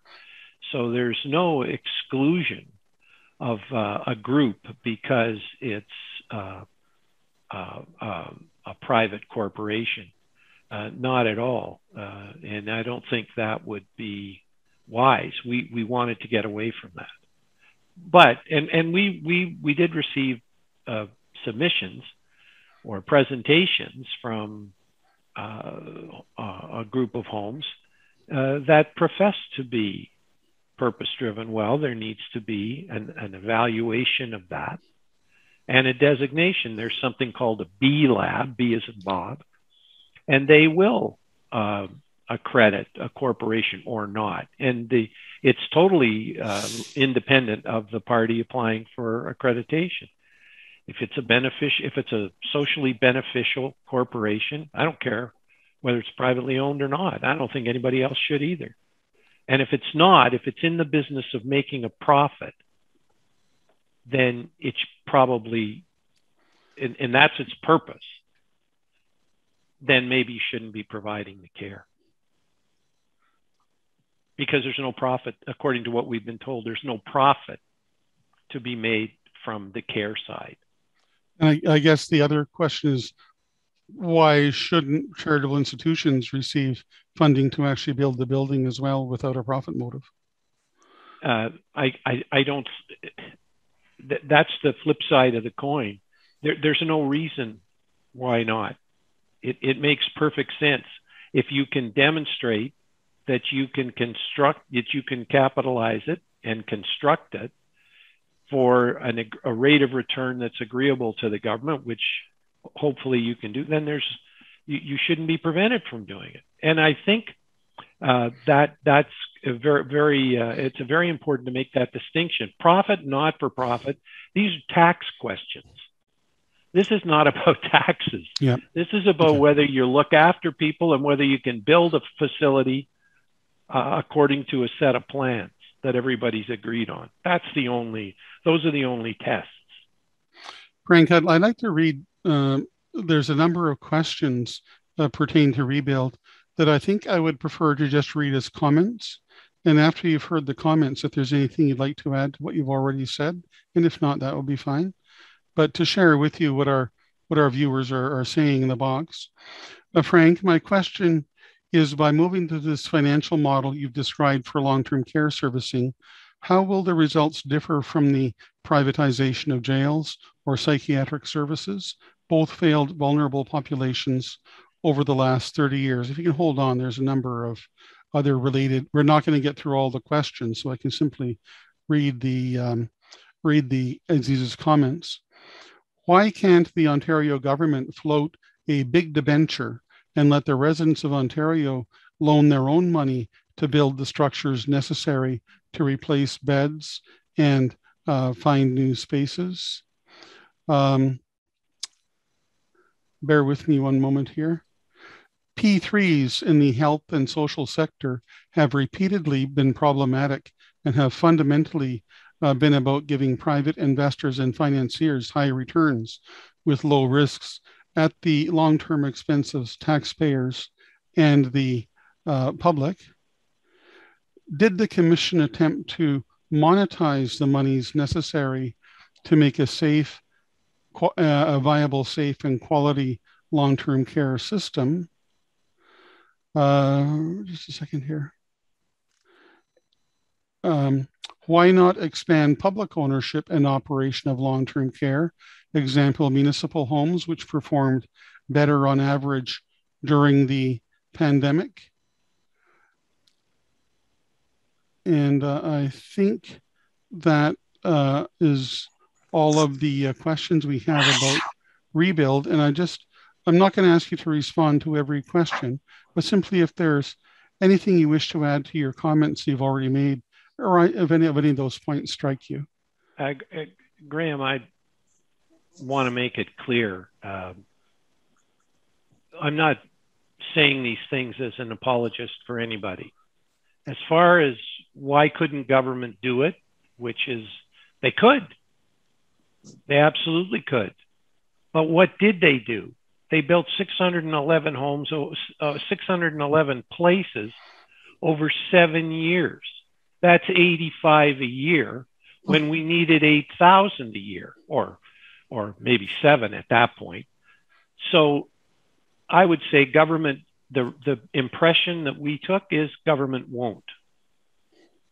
And secondly, as far as private jails are concerned, this is that I think fails to focus on the idea that the provider is a mission-driven provider. It's not someone who is providing that care to try to make a profit. The evidence we had is there's no profit to be made there. So who's going to do it?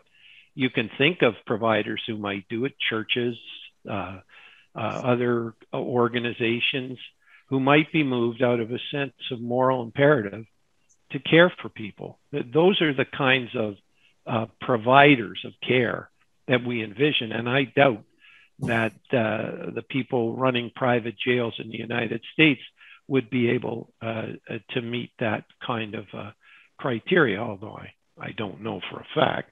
And as far as municipal homes are concerned, the evidence we received is that municipal homes top up what they receive from the provincial government. So now if you're a municipality and you're topping up out of your tax base, do you really want more homes? Are you really going to embrace the idea of having more homes that you'll have to top up? The butterfly model, they said they could run their model on the provincial funding, but the municipalities are topping up. And so our assessment is it's probably unlikely that they would embrace the kind of expansion that you're talking about, so they could spend more money topping up. Thank you. I think that gives an insight into your thinking as to what you were thinking about on these issues, and that's what we're simply asking you for. These are, by the way, these are very serious and complex issues, and they could comprise entire workshops of longer duration than what we have tonight. I'd like to pose a question to Dee Tripp, which is what did the OERC do to help the woman that you described? Whom are your remarks directed to? Who are my remarks directed to? My remarks are directed to the general public to share the story of one resident that is multiplied by hundreds and hundreds and hundreds of residents that we work with, and we have worked with over the last 1.5 to 2 years. OERC, early on in the pandemic, we started to host virtual forums, resident forums, 2 a week. And this lady was part of those forums, which connected her virtually to other residents across the province so that she would be able to build those relationships with other residents and share what was going on.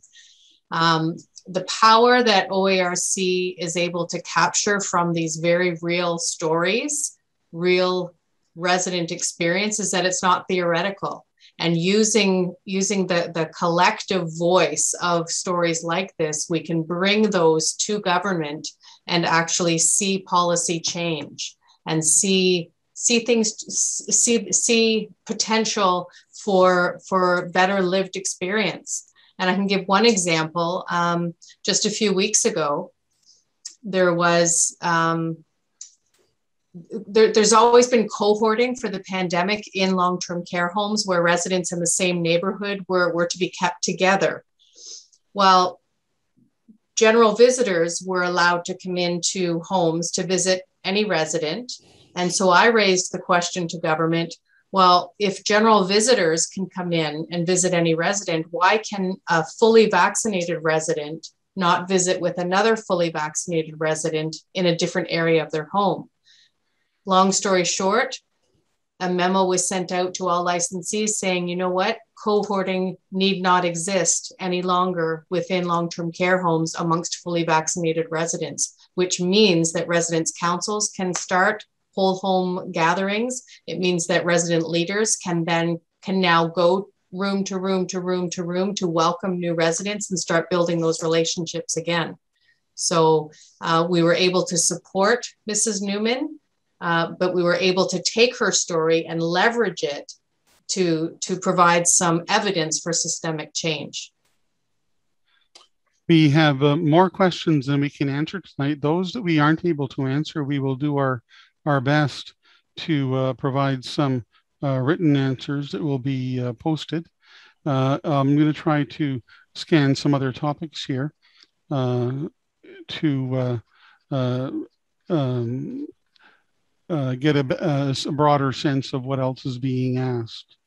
I just wanted to comment on the question, because the question is sort of what did we do and what did, obviously we can't, necessarily talk about too much about, our advice that we gave to clients, but my advice to clients who were under these directives where they were not being covered by an order. So if there was an order that said you couldn't do something, which there was orders for all of us, if you would come in contact, you would stay in home and stuff. But if there was no order, I advise my clients that they were under no obligation to actually comply with those directives. The directives were to the home, not to my clients. And I did have clients who did go outside. Police were called and the police said, there's nothing we can do. There's nothing, they're not breaking the law. And we're allowed to go out. Now that's, a pretty, drastic thing, and that, it takes a very special person to actually do that. And most residents, aren't going to want to do that, and they don't want to get their home in trouble, frankly, because they didn't see these the homes necessarily being bad. It was, the ministry really and the chief medical officer of health putting out these draconian rules, and so they were really in a tough spot. Jane, on another topic, there's a question directed to you. It says, has ACE taken a position on requiring that all visitors and caregivers entering a long-term care home be vaccinated? Okay, so I can tell you the answer. Yes, and we've had discussions, and Dee is laughing. We don't represent visitors. We do represent the residents. So we don't give advice to visitors. What I can say about that is the same thing I say about the detention. At the moment, there is no requirement in law for visitors to be vaccinated. The ministry has indicated to homes, they initially told us that there was going to be no ability for homes to require vaccinations outside of what the ministry might say. They've changed that last week, and they have written to the homes and said that if you want to do something, you want to require only vaccinated people, you can make your own decisions and talk to your own lawyers. I think it's a cop-out. The homes do not have that authority. It's very clear under the Long-Term Care Homes Act that homes cannot restrict residents' visitors. So if the ministry or some other body in the government believes they have the authority, it's going to have to be them to do that, because it's illegal. Those people, that's their home. They have a legal right to have visitors. If the government feels that, like staff should be vaccinated, if they feel that the visitors should be vaccinated, it's going to have to come through the government. I'm not taking a position either way, but if they're going to do it, they have to do it legally, not the way they're doing it right now.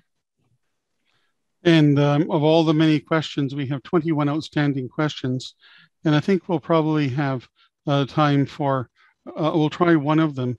And this I'll ask of any of the panelists who wish to answer it. Inspections can be negative or positive.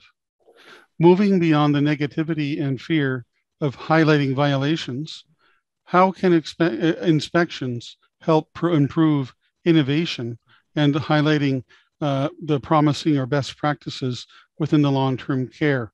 This comes from Kathleen Edwards. If Jane or Dee or Frank or Susan wish to answer, if you could share your comments. I want to jump in to say one thing about complaints, that any healthy culture will welcome complaints and will welcome inspections. That if somebody complains to me about what I do, that's an opportunity for me as a lawyer to do better. So when somebody's concerned about the fact that there are inspections, the fact there are complaints, and yes, they do take up time, any organization that considers itself open and transparent should welcome complaints, should make a really easy complaint process, both within the home, have their own complaint process, and also to rely on the ministry's complaint process. That's all I want to say about complaints. Thank you, Susan. I think that's very important. Jane and Dee and Justice. Say one thing, Graham, and that is that the inspector can take different attitudes, and I hope they would, depending upon the goodwill of the person they're inspecting. Some people will only respond to compliance, prosecution, or some sort of penalty. But other people are different, and they're just trying to sort it out. And I think if you're an inspector, you have to be empowered to make those kinds of choices and decide whether you're going to be encouraging or difficult. And I think that's just part of the inspection process. Lawyers can be inspected. Law clinics can be inspected. It's part and parcel of good government, I think. And I hear this a lot, and we have I think it was like 70%, I think was the number Frank said, of people who have some kind of cognitive disability. And of those people, even at the best of times, many of them have no one speaking for them. And as we said, they really are, warehoused in a lot of ways in those homes. They have no visitors, nobody comes in to see them. And so it really is the only way for some, to make sure that the care is being provided properly in those homes, because otherwise it's just being done without anyone seeing. And that's a sad fact. I hear about this issue about how inspections somehow stifle innovation. I hear that a lot, but I don't actually hear what the I never hear any examples. I just hear people say, oh, it stifles innovation, but nobody can ever can tell me what that innovation is that it's stifling. And if it's a valid thing, I mean, we should look at that, but that's not the process. But there are reasons for all of those, things that we inspect. And I think that we have to do that to ensure quality care. And, we also, hear from, the sector, frankly, they're often saying, well, many homes shouldn't even have to be inspected because they never have, they have such good, they never have problems in the inspection process. And then they say, but it stifles. So I can never kind of put those two things together. I really think that it's a protection for the system. It's a protection for the homes. It points out what they may want to do better in the future. And I think it's a vital part of the system. And I think we've just seen that during the pandemic. Dee, you have the last comment on our question and answers. If we it's such a layered topic. I would say that OERC has been involved in training, in providing modules to new inspectors as they're coming on, so that as they enter into the homes, they're doing so with the mindset of this is the resident's home, so that it's more of a person-centered, sensitive, emotional-based approach. And I'll also just add that I agree with inspections on principle or in principle. I think there needs to be education out there for the families, for the residents, for the general public as to interpreting the non-compliances, because there are we're in a human health resource crisis, and some homes will be found non-compliant in an array of areas, not because of ill intent or because they're doing a poor job, but because they do not have capacity to hire the team members they need to provide as per the Long-Term Care Homes Act in a few areas. So I think it's more than just saying, oh, well, this home has 20 non-compliances, this home has 7. It's the education around why, what's happening, what is the story behind what's happening. And frankly, that should also be telling the ministry. And if you have, every home in the north is getting non-compliances because they don't have registered staff, I think that that's a message for the ministry as well, that there's an issue. So it goes both ways. Mm-hmm. We are over overtime, and I'm going to call time on our question and answer. I'd like to thank Justice Morocco, our panelists, Dee, Susan, and Jane. And I'd like also to thank Mike for his interview and our audience for your questions and answers and our questions. And I'd like to ask our board chair, Susan Bryson, to please join us to bring a conclusion to our proceedings. Thank you. And I see Charles Harnick is with us still right to the end of the evening. And Charles, if you don't mind coming back on, we can't see enough of you. And we appreciate having Charles with us to highlight the strong relationship of Legal Aid Ontario with the community legal system and the generous support offered by Legal Aid Ontario to the clinic system. We've come to the end of our program, our special lecture, and I wish to thank all of our guests for your support of ACE with your attendance at this special lecture. ACE is a community legal clinic under the Legal Aid Services Act. Our mission is to uphold the rights of low-income seniors and to improve the quality of life of seniors by providing free legal services, public legal education, law reform, community development, and community organizing. If, in addition to supporting us with your attendance this evening, you should wish to support us financially, we welcome charitable donations that can be made by contacting our clinic or electronically on the home webpage at www.acelaw.ca. We're a non-profit charitable corporation and a registered charity. We issue income tax receipts for all charitable donations made to us. Thank you all again for your attendance, and good evening.